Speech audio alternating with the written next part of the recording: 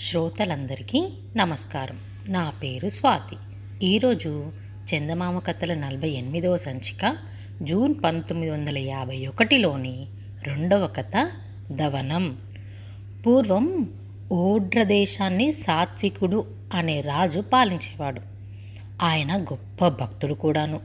ఎన్ని రాజకార్యాలు మించిపోతూ ఉన్నా నిత్యము ఆయన మహానివేదన సమయానికి మంత్రి సామంతులతో ఉద్యోగస్తులతో సహా పాదచారి అయి జగన్నాథస్వామి ఆలయానికి వెళ్ళేవాడు.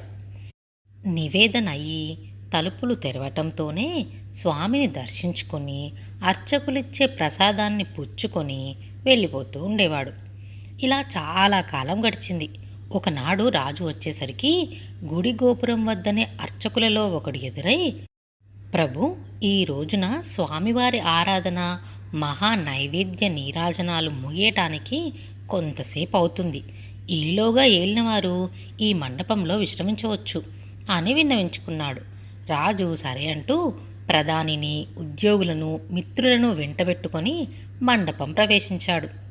ఆ వేళకి అక్కడ ఎవరో యాత్రికులు నలుగురు పాచికలు పెట్టి జూదమాడుకుంటున్నారు. రాజుగారు వస్తున్నారు, మరో చోటుకు పొండయ్యా అని అర్చకుడు వాళ్ళని లేవగొట్టబోయాడు. అది చూసి రాజు, వద్దు వద్దు, వాళ్ళని ఆడుకొనియ్యి అని అన్నాడు.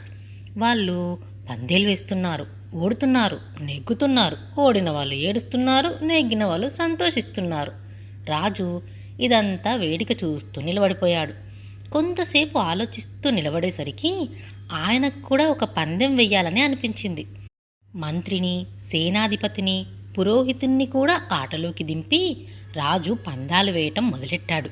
కాసేపటికల్లా జూదంలో రంజు ఎక్కువై ఆయన దేవదర్శనం కోసం వచ్చామన్న మాటే మర్చిపోయాడు. అవతల మహానివేదన పూర్తయింది. గర్భగుడి తలుపులు తెరిచారు. ప్రభువారొచ్చి స్వామి దర్శనం చేసుకోవచ్చు అని కబురుపై కబురొచ్చింది. కానీ మహానందంలో మునిగి తేలుతూ ఉన్న మహారాజా వారికి ఆ పిలుపు వినిపించనే లేదు. దేవుడి ప్రసాదం ముందుగా ప్రభువుకి ఇచ్చి తర్వాత తక్కిన భక్తులకు ఇవ్వటం మామూలు. రాజుగారు ఎంతకు లేవకపోవటం, భక్తులంతా కనిపెట్టుకొని ఉండటం చూసి అర్చకులు మండపం వద్దకే ప్రసాదం పట్టుకువచ్చి, ప్రభు, భగవత్ ప్రసాదం అన్నారు. ఆట మజాలో ఉన్న ప్రభువు కుడి చేత్తో పాచికలు విసురుతూ అర్చకుల వైపు తిరగకుండానే ఎడం చెయ్యి చాపాడు. ఎడం చేతిలో ప్రసాదం ఉంచటం దేవుడికి అపచారం చేసినట్టు అవుతుందన్న భయం కొద్దీ అర్చకులు రాజుకు ప్రసాదం ఇవ్వకనే వెళ్ళిపోయారు. మరో గంటసేపు ఆడేసరికి జూదం మీద రక్తి తగ్గి రాజుగారికి తను వచ్చిన పని జ్ఞప్తికొచ్చింది. ఏమయ్యా, ఇంకా మహానివేదన కానేలేదా? తలుపులు తీయలేదా అని అడిగాడు. జరిగిన సంగతంతా చెప్పారు అక్కడి వాళ్ళు. రాజుగారికి కలలో నుంచి మెలకువ వచ్చినట్టయింది. అయ్యో, ఇంత పాపం చేశాను, పరమ పవిత్రమైనటువంటిని, మోక్షప్రదమైనటువంటిని భగవత్ ప్రసాదం కోసం వచ్చి క్షుద్రమైన జూదములు తగులుకున్నానే. సోమరసాన్ని ఉపేక్షించి సురాపానం ఆపేక్షించినట్లయింది నా పని. ఎంత పాపం చేశాను అని గుండె బాదుకొని దుఃఖించడం మొదలెట్టాడు. ఆయనను చూసి అంతా నివరపోయారు. చనువుగల మంత్రి రాజు వద్దకు వెళ్ళి, ప్రభు, మన స్వామి దయాళువు, ఈ చిన్న అపరాధానికి క్షమించకపోడు, రండి దర్శనం చేసుకొని మరీ వెడదాం అని ప్రోత్సహించి స్వామి సన్నిధికి తీసుకువెళ్ళాడు. స్వామిని దర్శించి రాజు ప్రసాదం పుచ్చుకునే వెళ్ళాడే కానీ ఆయన మనసులో లేదు. హృదయంలో ఒక అగ్నిపర్వతం బ్రద్దలైనట్టు అనిపించి చెప్పలేని బాధ, ఆవేదన అంతకంతకు ఎక్కువ కాజొచ్చినాయి. ఆనాడు తాను గుడిలో జూదమాడిన పాచికలు పాములలాగా మిలమిల్లాడుతూ కన్ను తెరిచినా మూసినా భయంకరంగా ప్రత్యక్షమవుతున్నాయి. తాను చేసిన మహాపరాధం మరుపునకు రాక గుండె మీద సుత్తి దెబ్బల్లాగా కొడుతున్నాయి.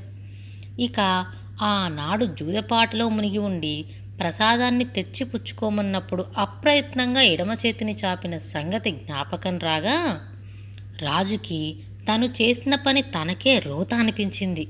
స్వామి పట్ల ఇంతటి మహా అపచారాన్ని తలిచిన ఈ ఎడమ చేతిని నరికి పారవేయడమే తగిన ప్రాయశ్చిత్తం అని నిశ్చయించుకున్నాడు.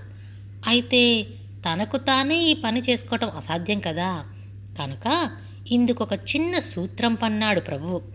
ఒకనాటి రాత్రి మంత్రిని పడక గదికి రప్పించి, మంత్రి, ఈ మధ్య కొన్నాళ్ల నుంచి అర్ధరాత్రి వేళ భూతం మీద వచ్చి కిటికీలోంచి చెయ్యి దూర్చి నన్ను లేపి బాధిస్తుంది కనుక దాని పీడ వదిలించుకోవాలి. ఈ రాత్రి నేను ప్రక్క గదిలో పరుంటాను. నువ్వు ఇక్కడ మెలకుగా కాచుకొని ఉండి ఆ భూతం వచ్చి కిటికీలోంచి చెయ్యి పెట్టడంతోనే నీ కత్తితో ఆ చెయ్యిని నరికివేసేయి అని చెప్పి పక్క గదిలోకి వెళ్ళిపోయాడు. భూతం మాట నిజమే అనుకొని మంత్రి ఒరలోంచి కత్తి తీసి పట్టుకొని కాచుకొచ్చున్నాడు. ఒక రాత్రి వేళ కిటికీలోంచి లోపలికి ఒక చెయ్యి రాబోవటం కనిపెట్టి సిద్ధంగా ఉన్న మంత్రి ఆ హస్తాన్ని లిప్తలో ఖండించి వేశాడు. అతడు నరికిన చెయ్యి గదిలో పడింది.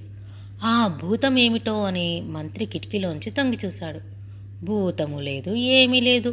రెక్క తెగిపడ్డ జటాయుకు మల్లె కూలపడిన రాజేంద్రుడే కంటపడ్డాడు. మంత్రి పరిగెత్తుకుంటూ వెళ్ళి, ప్రభూ ప్రభూ, ఇదేంటి ప్రభు, నా చేత ఇటువంటి మహాపరాధం చేయించారెందుకు అంటూ నెత్తి నోరు బాదుకున్నాడు. రాజు తన బాధ పైకి తెలియనీయక చిరునవ్వుతో, అపరాధం కాదోయి, ఉపకారమే చేశావు. ఆ జగన్నాథస్వామి నీ రూపంలో నాకు ఈ ప్రాయశ్చిత్తం సిద్ధింపజేశాడు అంటూ జగన్నాథుణ్ణి స్తోత్రం చేయటం ప్రారంభించాడు. మంత్రి పిచ్చెత్తిన వాడికి మళ్ళీ దుర్మార్గుణ్ణి, ద్రోహుణ్ణి, రాజహంతకుణ్ణి అంటూ కేకలు వేయటం ఆరంభించేసరికి అందరూ లేచి పరిగెత్తుకుంటూ వచ్చి చుట్టూ మోగారు. చిరునవ్వుతోనే రాజు జరిగిందంతా చెప్పాడు. గదిలో తెగిపడి ఉన్న ప్రభువువారి ఎడమ చేతిని ఒక ముత్యాల పల్లకిలో పెట్టించి భజంత్రి మేళాలతో ఊరేగించారు. తెల్లవారేసరికి జగన్నాథస్వామి ఆలయ గోపురం వద్దకు అందరితో పాటు రాజు చేరుకున్నాడు. గుడి లోపలికి దయచేయండి అని అందరూ కోరారు. ఎవరు చెప్పినా వినక రాజు, స్వామికి అపచారం చేసిన నాకు ఇక ఆలయంలో ప్రవేశించే అర్హత లేదు. నా అపరాధానికి తగ్గ ప్రాయశ్చిత్తమని తోచి ఈ చెయ్యిని ఖండించుకున్నాను. ఈ పల్లకి తీసుకెళ్ళి స్వామి ముందు పెట్టి నాకు ఆయన ఇంకా ఏం శిక్ష విధిస్తారో కనుక్కు వచ్చి చెప్పండి అని అన్నాడు. రాజాజ్ఞను శిరసావహించి పల్లకిని లోపలికి తీసుకువెళ్ళి అర్చకులు మామూలు ప్రకారం మహానివేదన, నీరాజనం అవి జరిపారు. స్వామి ప్రసాదం రాజుగారికి తెచ్చిచ్చారు. సాత్విక మహారాజు అలవాటు ప్రకారం కుడి చేతితో పాటు ఎడం పక్క వేలాడుతున్న మొండి చేయి కూడా చాచి దోసిలి పట్టబోయాడు. అందరూ ఆ మొండి చేయి చూసి పాపం అని నిట్టూర్పు విడుస్తూ సానుభూతి కనపరిచారు. కానీ వాళ్ళు చూస్తుండగానే మొండిగా ఉన్న ఆ ఎడం చెయ్యి ఇట్టే ముల్చుకు వచ్చి దేవుడి ప్రసాదాన్ని పుచ్చుకోవటానికి వీలయ్యేటట్టుగా రాజుకు దోసిలేర్పడింది. అక్కడ మోగిన భక్తులు, సాధులు అంతా హర్షధ్వనులు చేసి, మహారాజా, ఇంకా శిక్ష శిక్ష అంటారేంటి? భగవంతుడు తమరిని ఎలా అనుగ్రహించాడో చూడండి అని మెచ్చుకున్నారు. అర్చకులు మళ్ళీ లోపలికి వెళ్ళి చూసేటప్పటికీ మరో చిత్రం జరిగింది. తెగిపోయిన పాత చెయ్యి పల్లకిలో ఉంది కదా, అది మాంసంతో ఎముకలతో కూడింది కనుక దుర్గంధం కొడుతూ ఉండవలసింది. కానీ వింత, ఆ చెయ్యి మంచి సువాసన విరజిమ్మే ఒక మొక్కగా మారిపోయింది.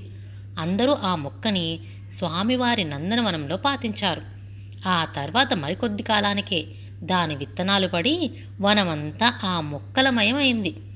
దశ దిశల నుంచి వచ్చిపోయే భక్తులంతా ఆ మొక్కలు పట్టుకుపోయి తమ గ్రామాల్లో పాతుకున్నారు. అవే మన దవనం మొక్కలు. జగన్నాథ స్వామివారికి పూజించే పరికరాలలో ఇప్పటికీ దవనం ప్రముఖ స్థానం అలంకరిస్తుంది. ఈ కథ రాసినవారు పి. లక్ష్మి, కాకినాడ. ఇలాంటి మరెన్నో వింతలు, విశేషాలు తెలుసుకోవాలంటే ఈ ఛానల్ని సబ్స్క్రైబ్ చేసుకోండి.